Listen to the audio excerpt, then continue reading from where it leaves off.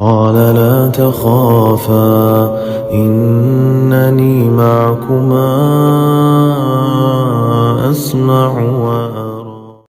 അസ്സലാമു അലൈക്കും വറഹ്മത്തുള്ളാഹി വബറകാതുഹു. അൽഹംദുലില്ലാഹ് അല്ലാഹുമ്മ സ്വല്ലി അലാ സയ്യിദിനാ മുഹമ്മദിൻ വഅലാ ആലി സയ്യിദിനാ മുഹമ്മദിൻ കമാ സല്ലൈത അലാ ഇബ്രാഹീമ വഅലാ ആലി ഇബ്രാഹീം. സുഹൃത്തുക്കളെ, നമ്മൾ ഇന്ന് സൂറത്തുൽ അൽ ഖിയാമ 75-ാമത്തെ സൂറത്താണ് ഇന്ന് ഇദ്ദേഹം എടുത്തിട്ടുള്ളത്, 31-ാമത്തെ പാർട്ടിൽ.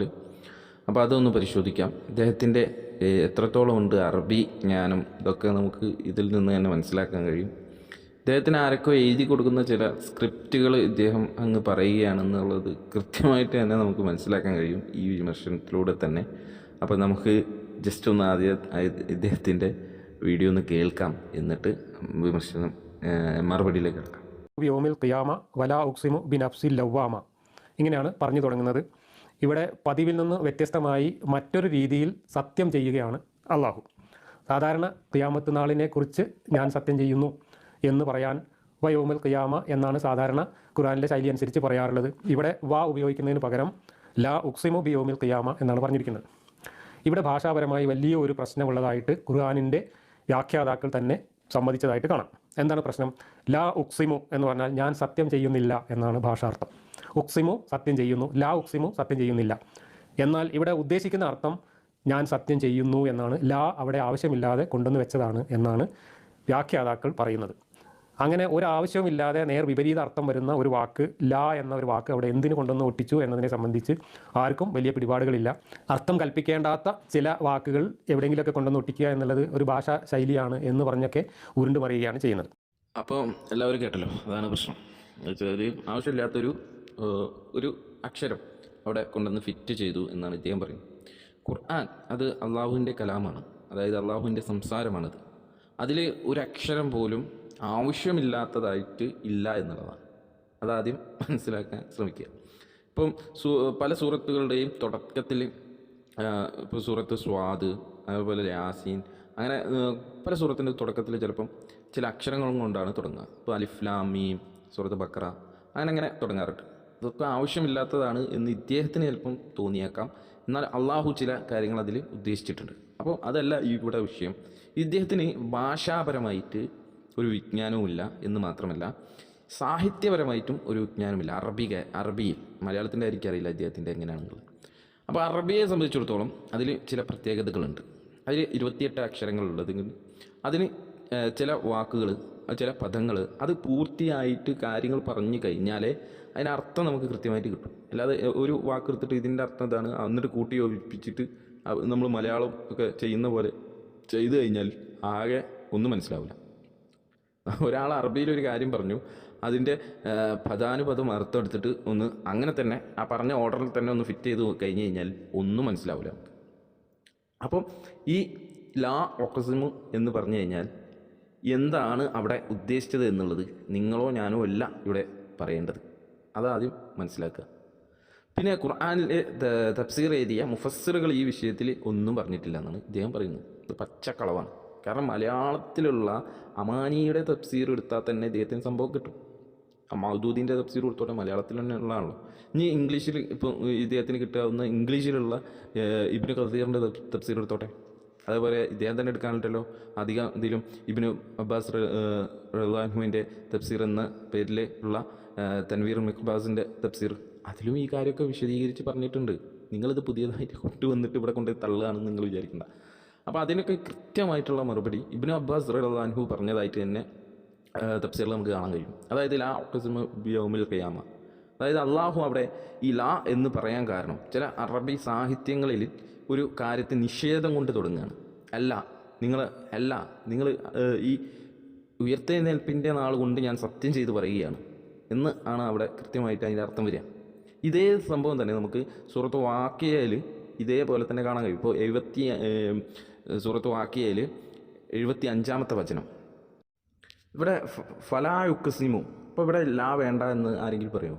ഇല്ല, അല്ല, അവിടെ നിഷേധമായിട്ട് പറയാണ്. ഇപ്പോൾ ലാ ഇലാഹ ഇല്ലല്ലാ എന്ന് പറയുന്ന പോലെ തന്നെ. അതേപോലെ അത് അടുത്ത തന്നെ സൂറത്ത് വാഖിയയിൽ അടുത്ത വചനം, ഫലാ ഫലൗവാ ലാ ഫലൗ ലാ എന്ന് പറഞ്ഞിട്ടാണ് ഇവിടെ. എന്നാൽ അല്ല എന്ന് പറഞ്ഞിട്ട് അവിടെ ഇത് ഉറപ്പിച്ച് ഒരു കാര്യത്തെ ഉറപ്പിച്ചിട്ട് അതിനി മാറ്റമില്ല എന്ന് ഉറപ്പിച്ചിട്ട് പറയാനുള്ള കാര്യങ്ങളിൽ ആണ് ലാ കൊണ്ട് തുടങ്ങുന്നത്. ഇപ്പോൾ ഉദാഹരണത്തിന് ലാ ഇലാഹ ഇല്ലല്ലാഹ്, ഒരു ദൈവവും ഇല്ല എന്നാണ് അതിനർത്ഥം. അപ്പോൾ ഒരു ദൈവവും ഇല്ല എന്നാണോ? അല്ല. അപ്പം അതിൻ്റെ അടുത്ത ഭാഗം എന്താണ്? അതുകൂടി കൂട്ടിയിട്ടാണ് വായിക്കുക.